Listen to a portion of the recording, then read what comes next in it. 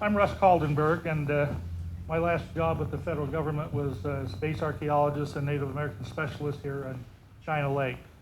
Prior to that, I was worked for BLM as a state archaeologist in Sacramento for a decade, and did time in prison as an area manager, now called field manager for BLM in Palm Springs. Great place to live, not archaeology. I'm an archaeologist, degrees from San Diego State with my master's degree, and I'm proud that I have a Lifetime Achievement Award from the Society for California Archaeology and a special award from the Department of Defense also. And I live in Trona part-time on purpose. I'm Jim Fairchild. I mentioned I came to Trona a long time ago. 1963, February 4th was my hire date. And worked for all the companies there. And my office is about 20 feet from where it used to be. And I'm still working, by the way, although I've been there 52 years. Work because I enjoy the work. I'm a chemical engineer and chemist, and if you have that background, it's a marvelous, marvelous place to work. Just amazing chemistry that's involved in that, and process engineering. My wife's on the board of directors, and she's kind of got me involved in the history of Trona. And right now, I'm just about done with a book on the early mining of Searles Lake, starting with John Searles and through all of the companies that tried and failed, and finally American Trona and then American Potash that made it an absolutely phenomenal success to the point where Pacific Coast Borax at one time thought that American Potash really intended to put them out of business. And, of course, they're the big players now, but that's how profitable that business was. Anyway, that book's coming out, hopefully by the end of the year. Who's it published by? It'll be published by the Searles Valley Historical Society. And then my next project will be to write a biography of John Searles. We now have a proper grave marker for him, but there's no book about him. There's a number of articles, some correct, some kind of little bit of fantasy, shall we say. And I want to write a good book on John Searles. He deserves it. So I think we'll start now with the actual program. And you can't do a book like this without having a good editor, and Judith Reed was a fabulous editor, and we thank her very, very, very much. And it was frustrating to deal with the words, and Jim and my word choices, I'm sure. But she did a great job. This map was created by Greg Corian, and this is the subject of the book. Searles Valley up to basically Slate Range, and all these towns that were once there. There were never any incorporated communities, but there were towns all over the rim of Searles Lake. Magnesium siding, of course, Trona Railroad, Borosolvay. Bill Goss is not here, but he gave a great talk about growing up in Borosolvay. And if you drive up in Trona and see a cement slab, we have photos of people using that as the swimming pool for Borosolvay and having a good time in Borosolvay. South Trona, Trona, Pioneer Point. Okay, Homewood Canyon up here. Poeville, Pioneer Point, Poeville was around here where Wyatt Earp gambled. It was on the NATO stage station. And Slaterange City, where Wyatt Earp was arrested, is in this area. And Valley Wells Pools, which someone, I think Raymond asked about it, was right there. So this will give you a kind of a concept of Trona and where Trona is. Searles Lake's the reason that the town exists in Trona, and it was the end of a chain of lakes that drained from the Owens River Valley. The sediment deposited in Searles Lake, and if any of you that like geology, just go out to Trona, look at the striations on the hills, the lake shores. There's nothing like that I've ever seen anywhere in California, and probably anywhere else that is as explicit as that. It was over 700 feet deep once upon a time. The mineral deposits will last for hundreds of years. Any of you that were at the Searles History Symposium in Searles Valley History Symposium in 2014, and they're waiting for their book. It'll be out this year. We'll get it, but we talk about how many years of minerals are left at the current extraction rate. A guy named G.I. Smith, very famous geologist, studied the lake his whole life. There's a really great book out by G.I. Smith, published by USGS. Any of you interested in geology, I highly recommend it. I think it's only like $25. But one famed archaeologist, I won't say his name right now, but Sandy knows him, called Searles Lake prehistorically a poison lake. It was not a poison lake. This is a fossil of probably a Sacramento perch that was found at the depth of 68 feet in, what year was that? 1930, 1934. I guess Jim said it disintegrated when it was exposed to air, but Searles Lake was a paleo grocery store like the rest of the lakes out there in the Owens Valley chain. Animals fed along the shoreline. Indians, of course, went after the animals for food. There was fish in the lake. It was full of life once upon a time, and right now it's full of a different type of life, a life of mining. There's been little archaeology done in Searles Valley. Kish LaPierre did her master's work on a site called the Mirror Site on the east side of Searles Lake, and it was occupied until about 100 years ago. It's called Mirror Lake because a projectile point was found made of a mirror fragment. And other dates from that site are 5,000 to 6,000 years old based upon the artifacts and curated artifacts.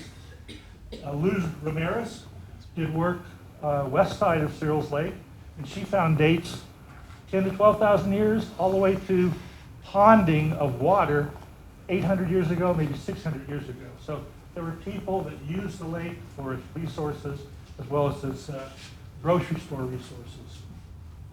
And the paleo grocery store is a term that an old archaeologist that I know Raymond knows and Sandy knows, named Emma Lou Davis, coined for Panamint Valley. There's also a dissertation that's outstanding on the ethnography of the area by Paul White. And a lot of the information I got was from Paul White's dissertation. The most recent native peoples in the Panamints were Panamint, Shoshone, and Kawaisu, and they were subsistence hunters and gatherers, and basically foraged on rabbits, chuck-wall lizards, bighorn sheep, mesquite beans, anything that's edible that they could create and make a good meal out of. They were called the Mug-Un Ulu, and that's documented by several of the old ethnographers that studied them about the time that John Searles got his plant going, or the Trona plant was going strong. Early 1920s, A.L. Kroger was doing a lot of research documenting the Indians. But one thing that you'll find throughout Searles Valley, as well as Panamint Valley, are things like this that the Indians left, maybe as recalling spirits to bring the water back to the lakes so that it would be a grocery store again. J. von Gerlhoff, an archaeologist that worked all over the desert and did a lot of recordation in the area, thought that this was a call to refill the lakes. But this geoglyph, as it's called, is on top of the Slate Range, and from this point, you can look into Panamint Valley and Searles Valley. It's a pretty spectacular geoglyph, and it's the highest known geoglyph in California at over 3,000 feet in elevation.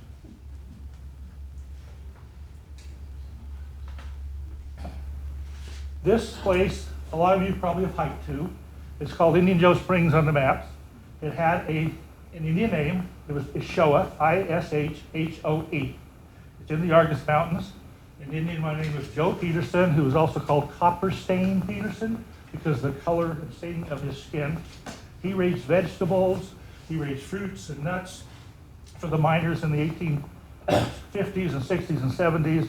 In 1873, John Searles took over and built a house there and used it for vegetable gardens and provided vegetables and water for his employees.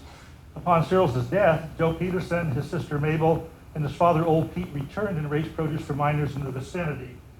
Joe Peterson had the only Indian allotment in the area. Indian people can still get allotments under the Indian Allotment Act. In 1908, Peterson patented 160 acres under the farming and grazing lease allotment. It was number 970, so we have that information. He stayed there on the 160 acres until he died in 1917 of food poisoning. And it's probably he ate a can of beans. Yeah, it was canned and died a miserable death. But afterward, after he died, George Hansen and Indian Joe's sister Mabel, worked it for quite a while, and George Hansen collected the money that the Trona Company gave for the water, which was $250 a year. So they leased the water so people at Trona could have water. This is George Hansen, also called George Inyo. He was the guy that saw the Death Valley 49ers come through over the Panamint Mountains and probably through Panamint Valley. And he had an Indian name. His name was Bhavanda Sava Nuki, which is translated the boy who runs away, because when he saw the white settlers come in, or travelers, they weren't settlers yet, he ran away. And he lived to be 102 years old. He died in 1943, and Lit knew him, right? Lit, you met George Hansen, right? Yes. Yes. And George Hansen had the first grazing lease, Indian grazing lease in the Coso Mountains, where he grazed goats, horses, and mules. He also worked as a cowboy for John Searles, and he worked as a laborer for Searles in the early days. He and Hungry Bill, and Bill is the last name of the family today, collected salt on Searles Lake before it became industrialized and traded it to the Indians in the Lake Isabella area. So it was an economically producing lake before Anglo people were there too. He and his granddaughter, Molly, list their residence in 1928 Indian census as Trona. 1928, Indians had become American citizens, so they conducted a census. And his granddaughter, Molly, and he were living in Trona at that time. George died in 1943 at the recorded age of 102. This is Isobel Hansen. Her name in the census is spelled I-S-O-B-E-L. A lot of places it's spelled thank you very much. It's spelled as regular Isabel. But this is taken at Raven Springs. This is also called Goat Spring Corral. And in her hands, a little bit off the picture, are two baskets that she made. Those baskets were tracked down by a mutual friend of ours who grew up in Trona. We were able to purchase them. The provenience of these baskets are phenomenal. This picture was taken in 1968, where she had maybe just made the basket at her probably winter home, and she sold them to somebody. And there's two baskets here, one inside the other, and they are now on display at the Searles Valley Historical Society Museum. And tracking them down was really fun. Also, Isabel and her daughter Molly, remember I said it was George Hansen's granddaughter, raised goats and sold the mohair in Trona for upholstery for car seats. White ranchers up in the Cosos complained that the goats were drinking too much water and bothering the vegetation, so the Indian Affairs Bureau at the time canceled their grazing lease for goats and put them out of business. And when the Navy took over, they didn't reauthorize it either. George Hansen had the first grazing permit, as I said before, and the last Indian grazing permit was owned by Dugan Hansen, and that was canceled in 1968. So grazing went on for quite a while.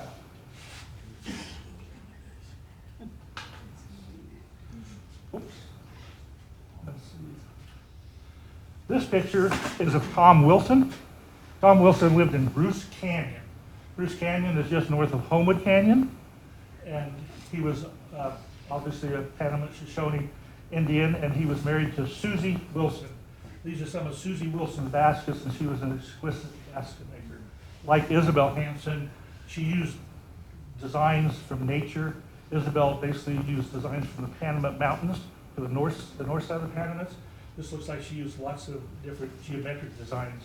But according to Paul White in his dissertation, and some of the information he got from the Indian Affairs Bureau records of San Bruno, the basket collection was sold in Trona in the early 1920s after Susie died. A lot of these baskets by Susie and by Isabel are in Lone Pine, at the museum in Lone Pine, and they're exquisite. And this picture is just a precious photo. This is George Hansen going toward the Pointed Rocks, going toward Panamint Valley to Indian Ranch, which name is Huatta, Huatta. is the name of Indian Ranch. And he's just come to Trona shopping. He's taking his supplies back home. And this is your dad's photo, is that right, Liz? Yes. This is George Pipkin's photograph. And I just had to put that in because today, of course, we live just a little bit north of Point Rock and Pioneer Point. And this is kind of pretty close to the high school. Yep.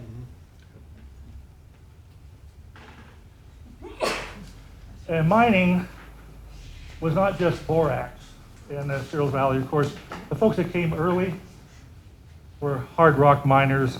They were looking for lustrous gold and silver. The first really recorded expedition in the area was the Darwin French party in 1860 that discovered the Coso mining district. And gold and silver was mined throughout 1860 on, and maybe earlier, but the earliest records we have 1860.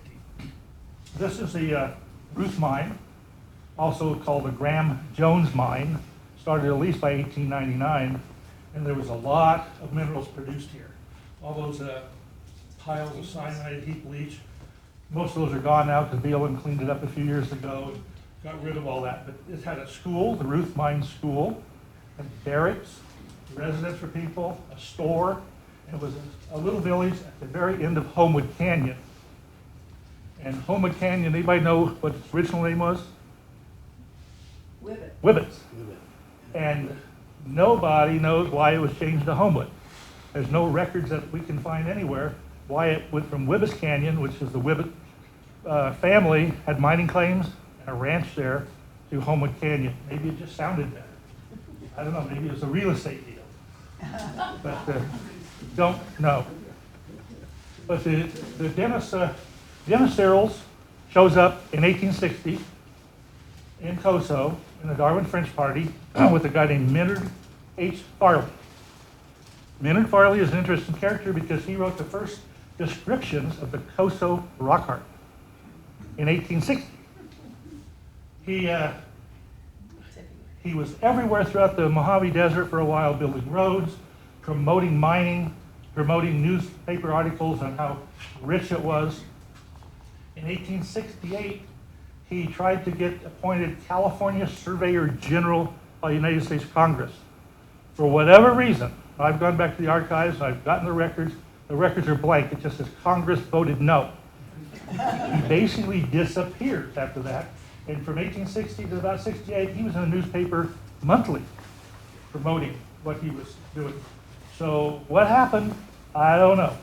You can find him in one census in 1870 living in San Francisco. He was an attorney.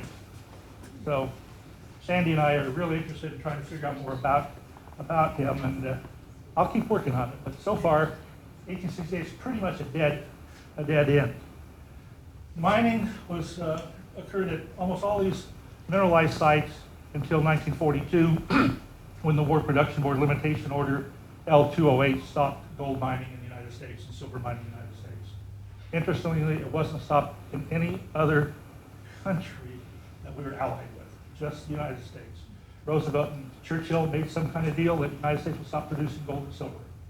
Of course, the Navy was created here with knots, and a lot of the mining claims came under control of the United States government, and the folks did not get to go back to reproduce gold. And by that time, 5 years elapsed, and their equipment was probably pretty rotted. So anyway, that was issued in 1942.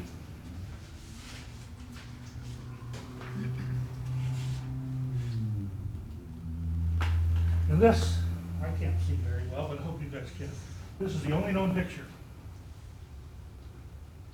of the Copper Queen Slate Range mine. This was in the Slate Range. It was a massive producer in the early 1900s. The Arcadia Press really didn't want us to put this in, but it's the only photo. There is no other. And this is probably where John Searles and Dennis Searles had their first gold mining operation. There were 2 Tim Stamp mills there at one time, produced, you can see in the California Mineral Reports, massive tons of gold and silver and zinc and antimony came out of here. In 1937, what happened was there was a massive flood, and this was gone. And what you see out there today is basically ruins of the stamp mills You see some autographs, and Jim will start to talk about it in a minute. And you see where mining once was done, old tin cans and so forth. It's patented land. It's Copper Queen, and also called the Slaterange Mine. This might have been the site of the town that John Searles founded, called Searlesville. And he founded it in a water district with a guy named Edward Beale. Maybe you guys know who Edward Beale is? Camel Man. Yeah, he brought camels to California. He and Beale were in partnership with some of the mining operations. During the early part of the 1860s, a company called the Slaterange Stage Company brought prospectors and business people on a weekly basis from Los Angeles to the Slate Range. They were run out by Indian hostility in 1862, and then back by 1864 they were there again. Jim, I'm going to take over the initials. Take over. Yeah. All right. That last mine, the common name today is the Gold Bottom Mine. It's on the east side of Searles Lake. And I was up there last Monday, actually. You can still drive there. I would recommend four-wheel drive.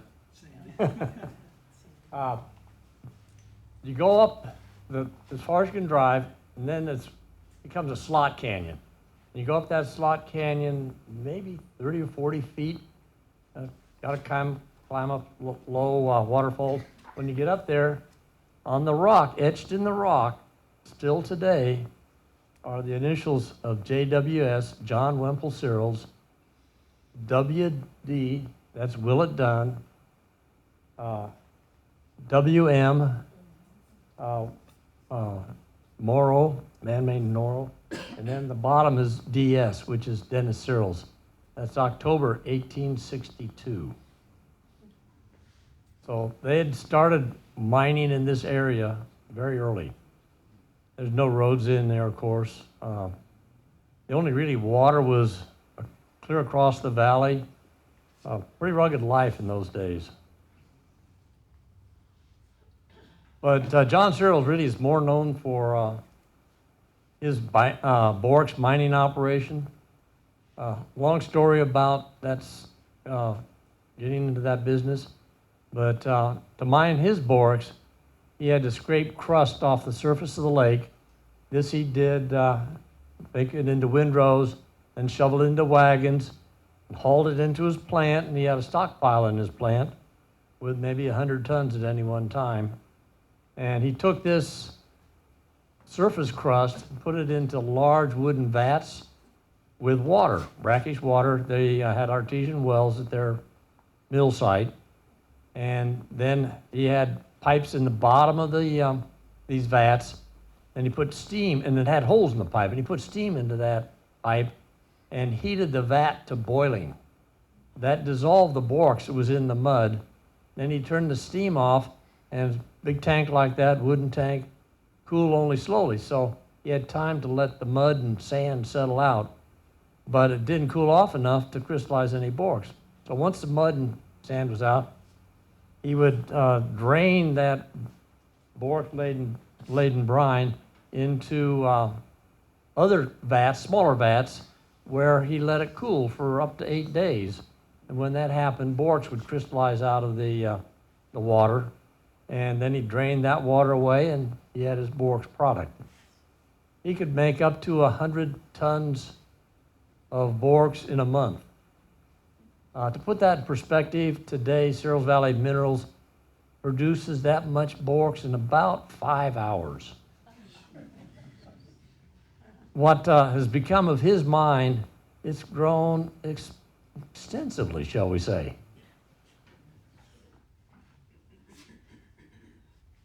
He, of course, needed a fuel to fire his boilers. Initially, he started with brush, and there's newspaper articles that Russ has provided to me that extol the very fine virtues of using brush as fuel. It's a far superior to wood like pine wood, because it makes a very hot fire, very quick, very superior fuel. And that's what John Searles started with. And we have photographs showing wagons heaped probably 15 feet tall with brush. But over a course of about 10 years, all the brush was gone. And so I think it was about 1865, oil had been found down near Ojai. And then the railroad was completed to Mojave on August 6, 1876. So about the time John ran out of brush, he was able to buy oil and bring it up to Mojave by rail. However, he still had to get it to Searles Valley, which was about 80 miles away. Of course, he was running wagons to Mojave and bringing the hay and other supplies back. This wagon right here, if you look around the fill spout, or where they filled it up, see it's all black around there. That would have been crude oil, but they were a little sloppy. But there's also some written reports that said he switched to fuel oil. But that's pretty clear photographic evidence that he was using oil to fire his boilers.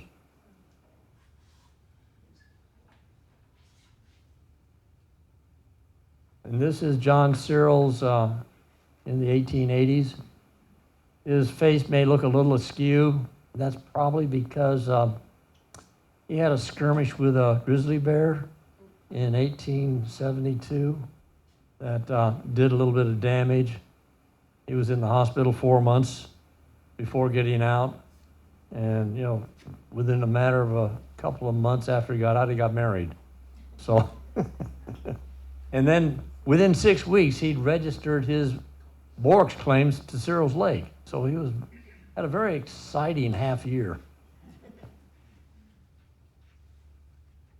This shows the chain of lakes that supplied water to Searles Lake. And it actually went clear on up to the Mono Lake and an area of extensive volcanic activity. And that type of geologic activity produces a lot of sodium carbonate in water as well as borax. And it's the Owens River that provided all the minerals in Searles Lake. You look at the composition of the Owens River water today, you can see all the minerals is still in solution in the Owens River. But today, all of that's going down to Los Angeles, so the enrichment of Searles Lake, I think, is over. But for most of the last million years, Searles Lake was the terminus of the Owens River, and all the minerals that were in the water got trapped in that basin, and periodically the basin would go dry and all those salts would crystallize. And then water would again come down the river, flood the lake, and bring in mud and bury those salts. And this went on for a number of years. So we have out there now alternating layers of salts and mud from probably about 800 feet deep to the surface. This is a cross-section of the lake. This is a historic drawing, actually, from the probably the 30s. It shows the upper salt, which is up to 80 feet thick, the parting mud, and then there's the lower salt, which is actually 6 different salt beds separated by thin mud seams. The parting mud is about 11 to 15 feet thick. And what's interesting to note is all of the salt in the upper salt, that 80 feet covering 50 square miles, was in solution the last time Searles Lake was full. All of that is crystallized in about the last 10,000 years.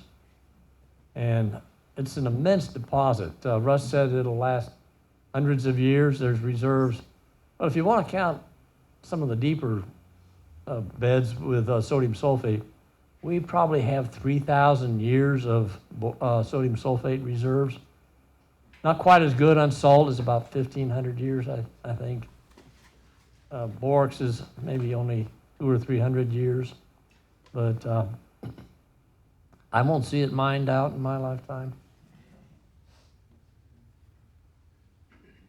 This map shows the early mining operations in Searles Lake, starting with John Searles' first plant. John Searles actually had 2 borax mills. The one he built in 1873, 74, and that he ran until 77 or 78 when the Indians burned it out. And his son was at the mill site, and John was down to San Pedro delivering borax. And his Chinese cook actually saved his son's life. His son Dennis must have been about 4 years old at that time. But after his mill was burned, he got some more capital and built a second mill up further north. There's a mill site over here on the east side, the only one on the east side. Anybody have any idea why everything's on the west side instead of the east? Prevailing wind.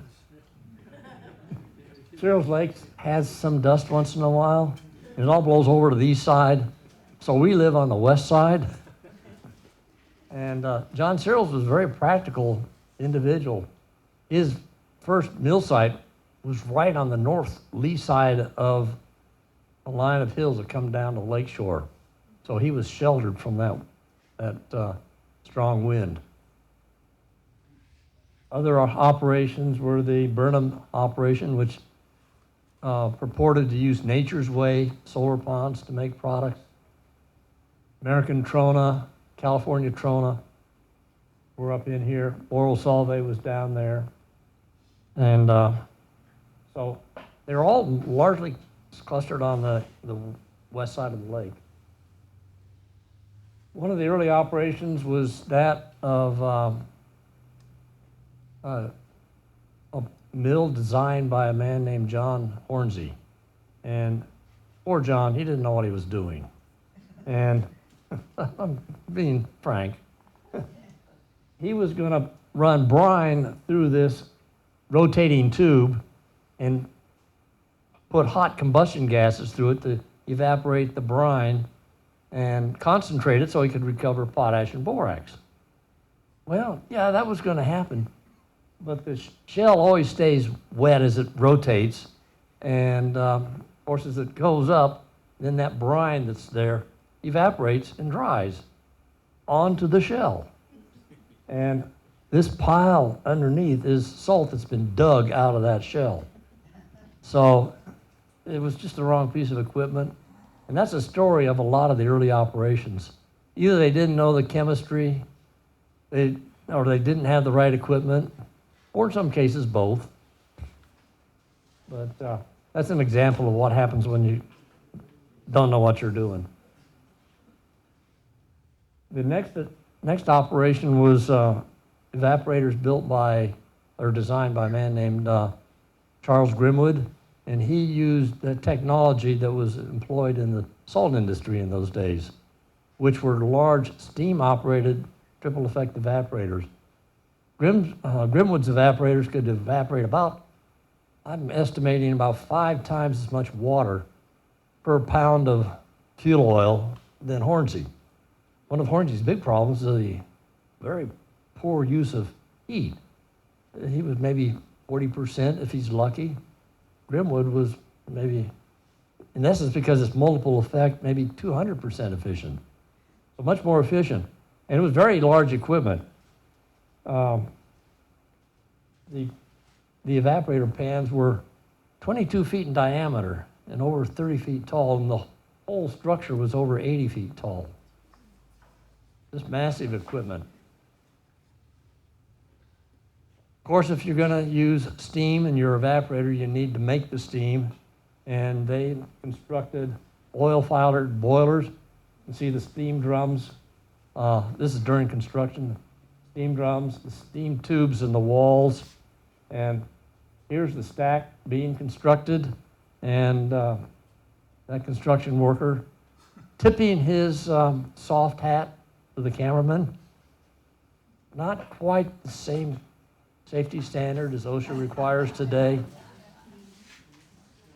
And those stacks are about 100 feet tall when they were all done.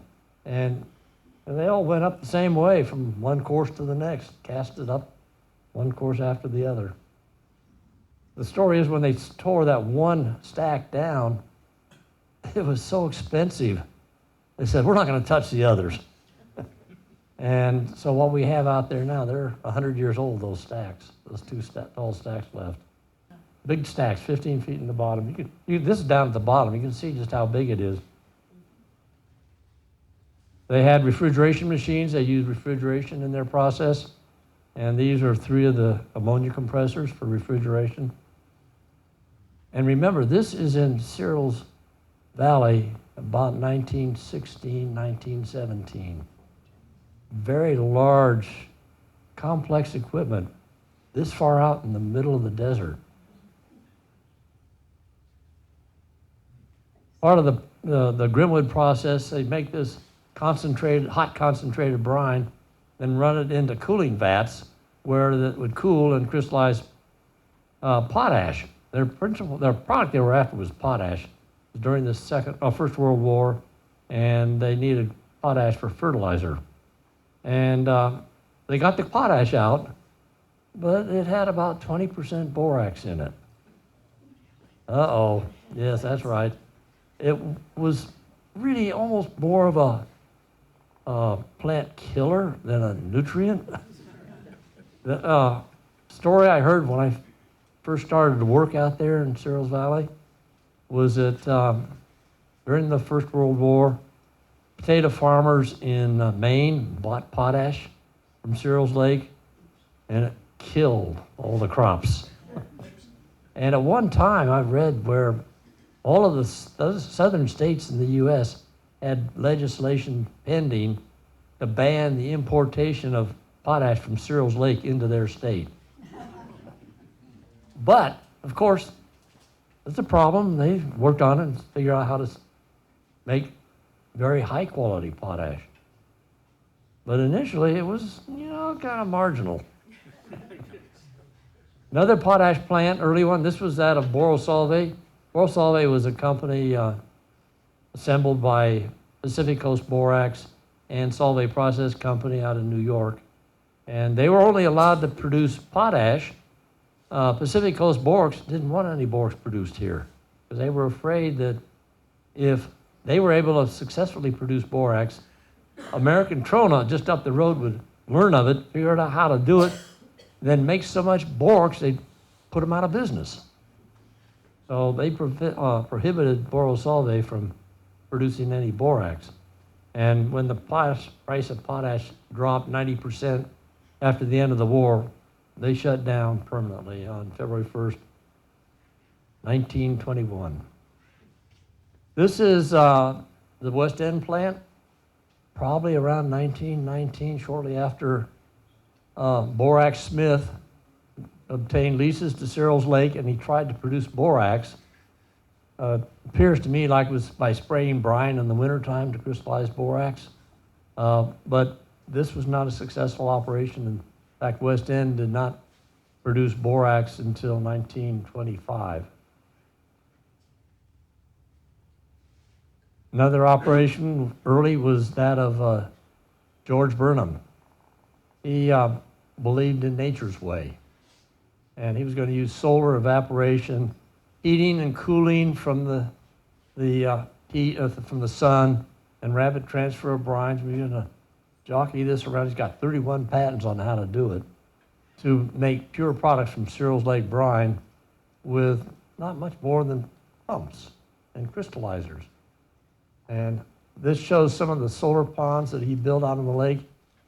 He had small ones, medium sized, and large ones. He had square ones, round ones.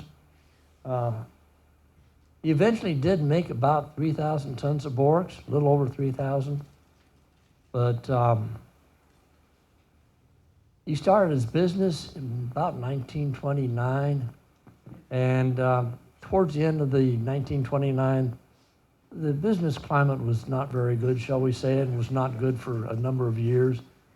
And he didn't make enough product because he had such an intermittent process that he just couldn't make a go of it.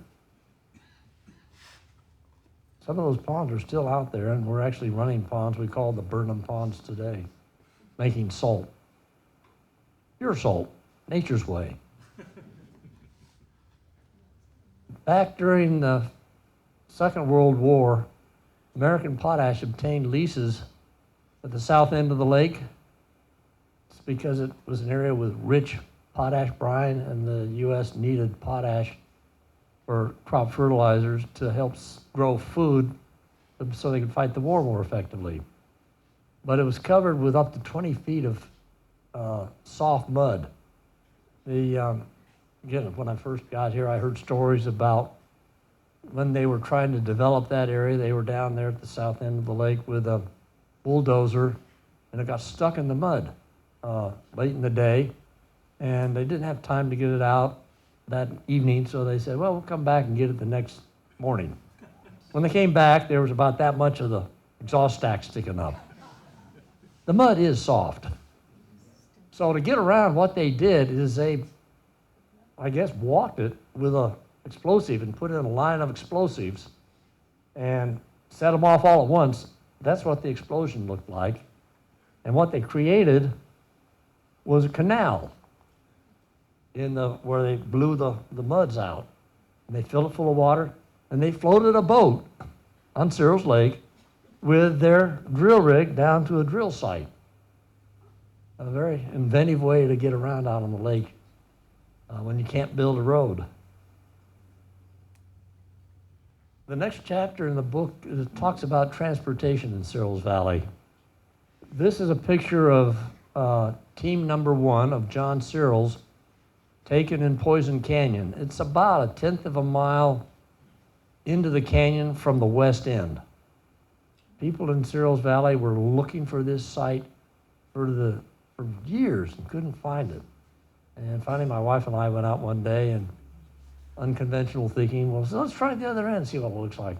And we found it, and you look at the rocks along the edge, like that rock there, and that one, those rocks are still there in that place, despite all the floods that have been down through that canyon. You can still see all the cracks in the rocks that are there. I mean, it's all there still. And that's an 1880 photo. But he had the first 20-mule teams to haul borax in California. Probably Borax Smith started a few months earlier out of Teals Marsh, Nevada. But, you know, the famous 20-mule teams out of Death Valley, they were more than 10 years after John Searles started. So John Searles hauled borax. There were other 20-mule teams out there, or people with 20-mule teams hauling goods. But he was hauling borax in California first. And he hauled it for the most years of any borax miner. He hauled it for 22 years. And he also had the longest haul from Searles Lake clear down to San Pedro. But he started before the railroad reached Mojave. This is a picture of John's son, Dennis, on his way out to Searles Lake. Of course, the mode of transportation then was horse and buggy. And horse and buggy, you could move pretty good. You get about 40 miles a day, so it only took 2 days to get to Trona from Mojave. With the borax wagons, though, he could only make 20 miles a day, so it took 4 days with his 15-ton load of borax to get to Mojave. Interesting, out of Death Valley, they had 20-ton wagons, and John only had 15. But they only covered 15 miles a day, and John got 20. So I think the arithmetic is about the same.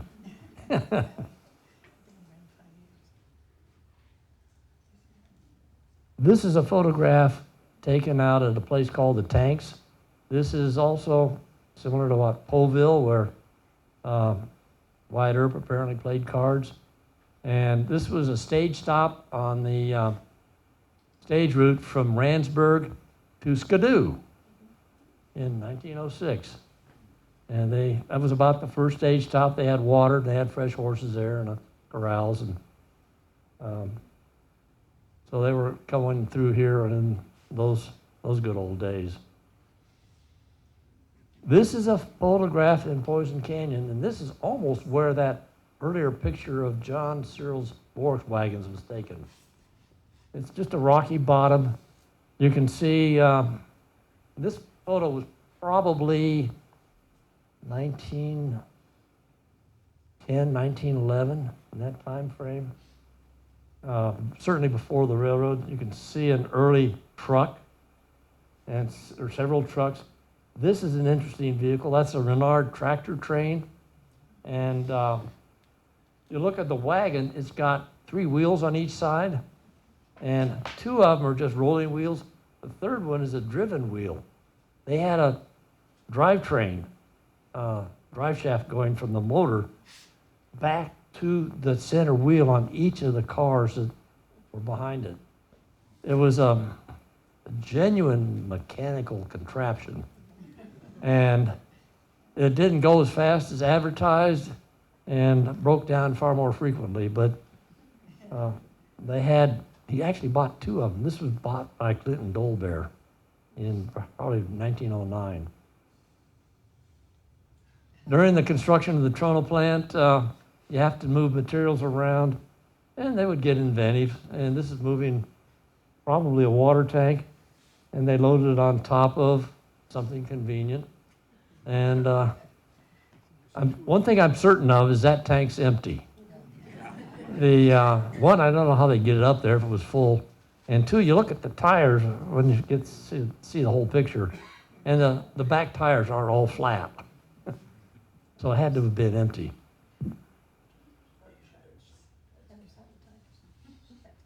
This is a fairly early photo of Austin Hall with the cars, and most of these cars came in by through that road through Poison Canyon.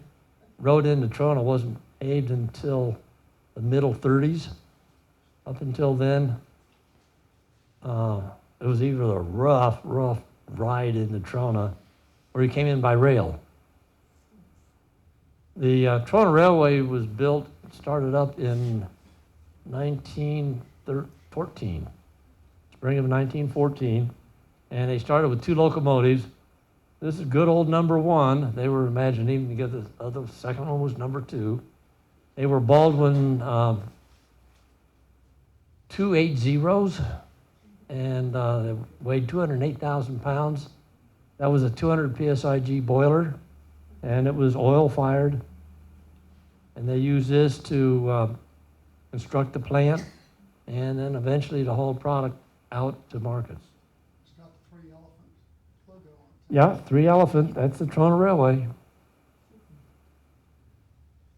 This is the Trona plant that Grimwood built somewhere probably around 1914, 1915.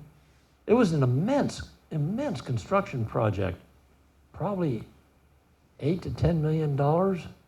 And with inflation, that might be a $150 million project that they built, and they didn't know if it would work.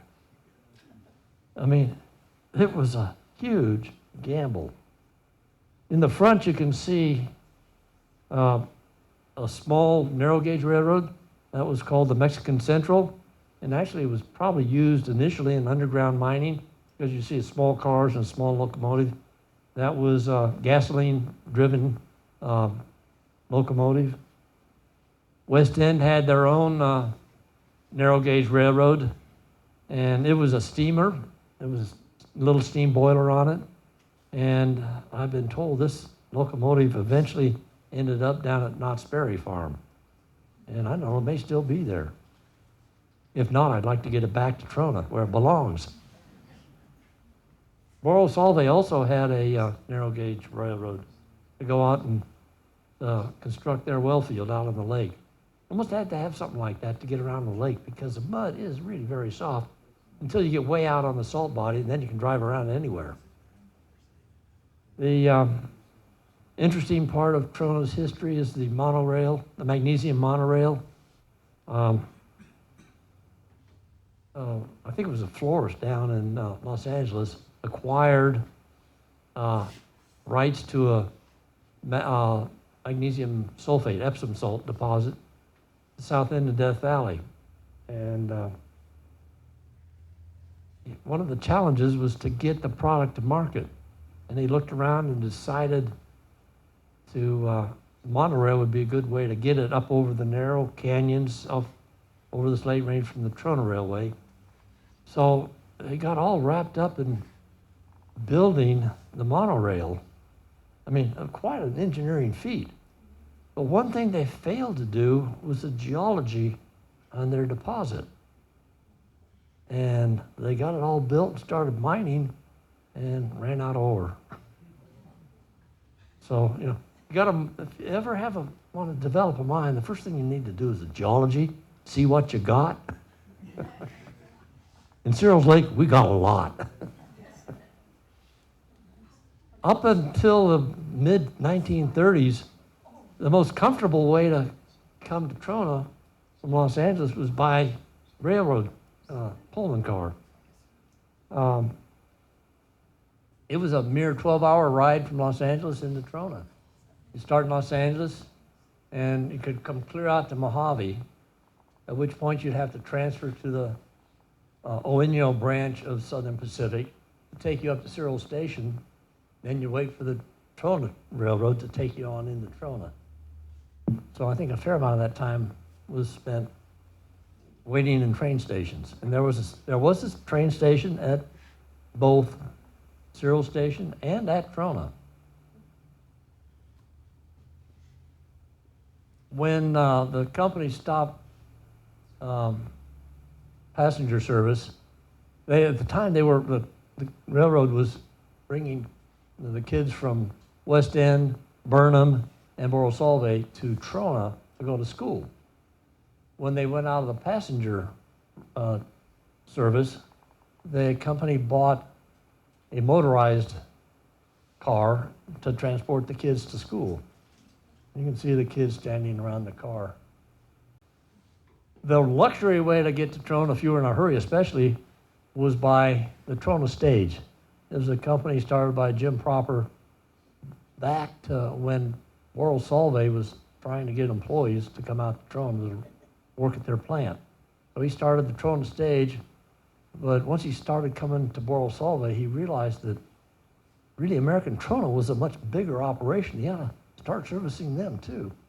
So over the years he expanded. He started with 7-passenger Studebaker open cars.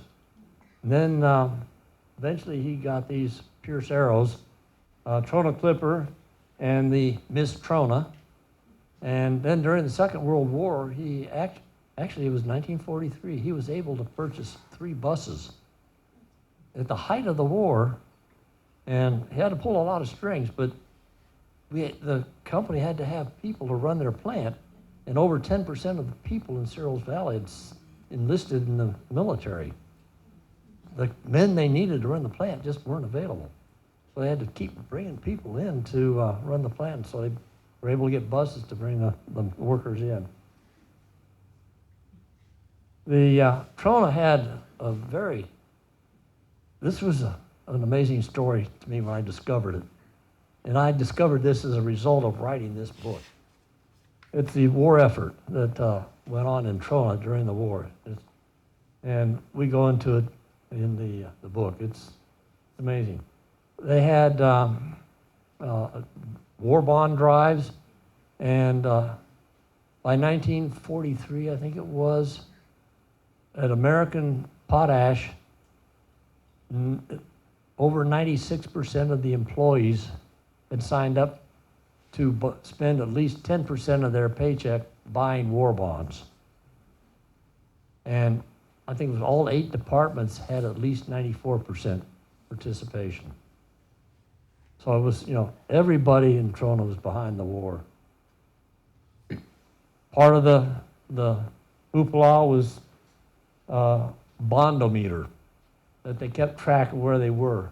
That says 200,000, but by the end of the war, they'd collected nearly $1 million. When they hit the 200,000, they had a band in from, I think it was Muroc Air Force Base, that came in and entertained everybody. They had award ceremonies because American Potash was given awards for production excellence by the War Production Board. And, especially as far out in the desert, people just couldn't believe what was happening. In 43, April of 43, the Army came in and bivouacked out at Valley Wells. That's where this picture was taken. They set up a bivouac there. They had a pretty good-sized contingent with all their equipment, guns included, and they were sent out to build an auxiliary runway for the Army Air Force. And that is the Trona Airport today. Trona and the military really enjoyed having a parade. So they had a parade with everybody from Valley Wells, from the bivouac, plus they came from other bases in the desert. Victorville, Muroc were the main contributors. They brought a half-track. This is a half-track in the lower front. And all the other equipment they had. The school was behind the war effort. They thought they'd put a drive together to sell enough war bonds so they could buy a Jeep. So they had a buy a Jeep program. A few days after they started, they realized, well, maybe they need to change the name. It's buy Jeeps. And when they got all done, they raised enough money in war bonds to buy almost 7 Jeeps. Kids at the school. And they got to name their Jeep. That was Little Dumbo.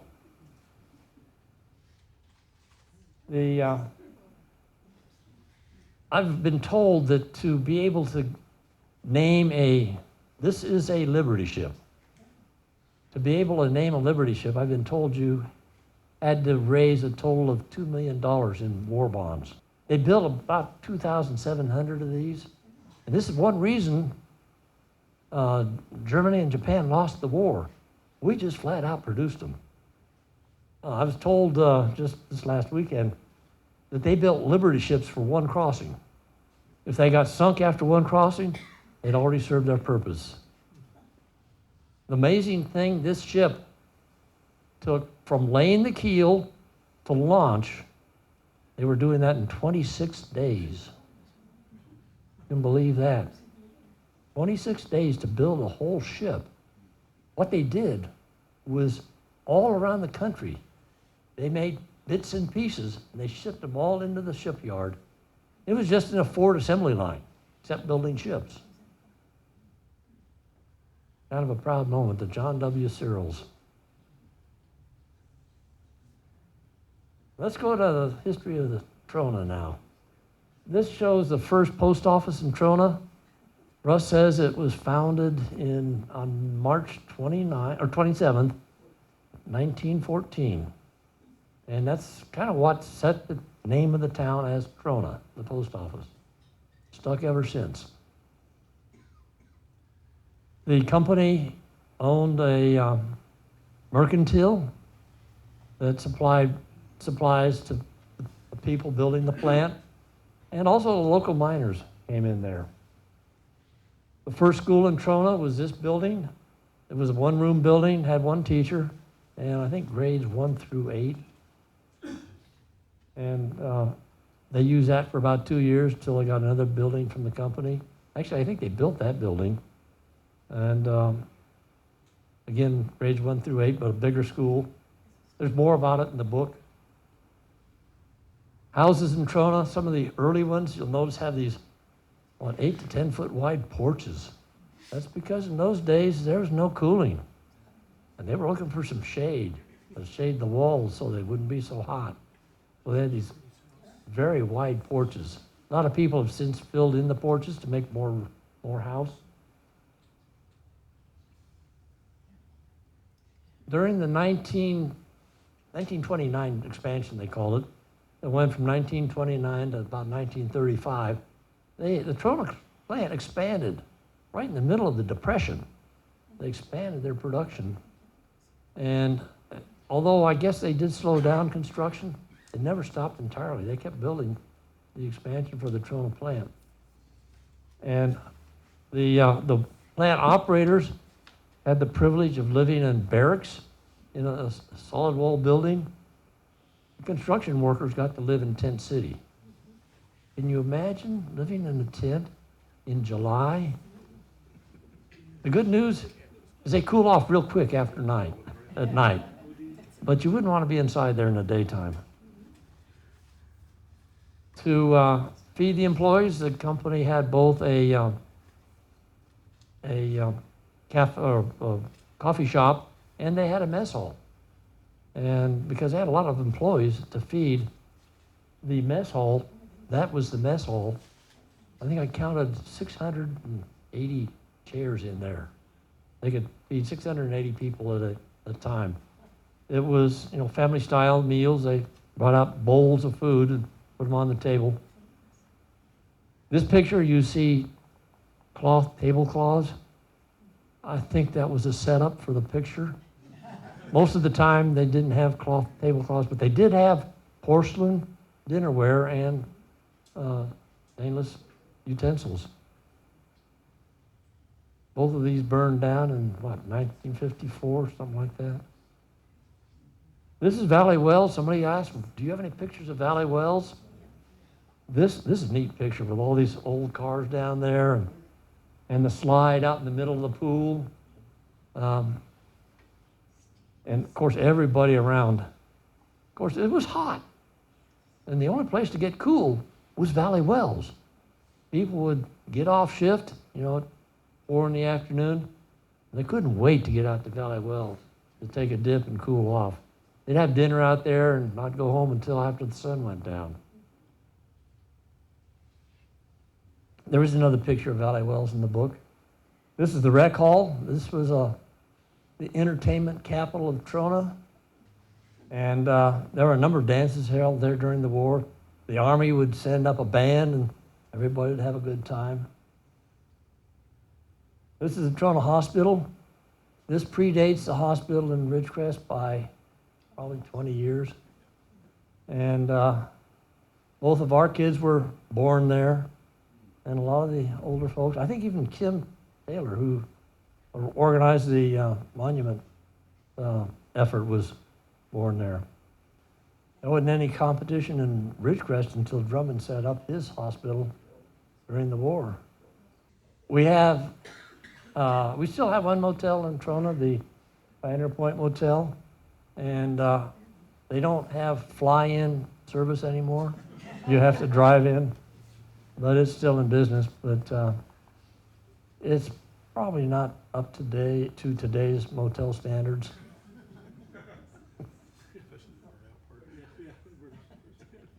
Baseball was real big in the 20s, in the teens and 20s, and into the 30s in Trona. Lit's father played baseball when he worked up in Cartago. I guess he was a pretty good baseball player. He wound up being recruited by American Potash to play on their company team. And that's why Lit came to Trona when she was 9 months old. She was drugged to Trona by her dad so he could play baseball in Trona. This is an early football game in Griffith Field. It's easy to tell the Trona players, they don't have helmets. Of course, nobody has long pants on because it's hot. But they still play on dirt in Trona, play football on dirt. Back during Prohibition, we were far enough out that we didn't get a lot of the revenuers out here. And one of the establishments was the Poison Canyon Inn. It was about halfway through. I think there's still an ethel tree growing there. And it was one of the Pattersons, wasn't it? Pat Patterson had a cellar where he brewed beer. And you could get a beer there on the way into or out of Trona. Or you could drive out of Trona, get a beer, and go back. And I guess I got busted once in a while, but, the revenuers leave and they set up shop again. What was it, one time Trona had 8 or 10 bars and no churches? And now there's no bars and 10 churches? 9 churches. And that concludes what I had to say. There's a whole lot more in the book, though.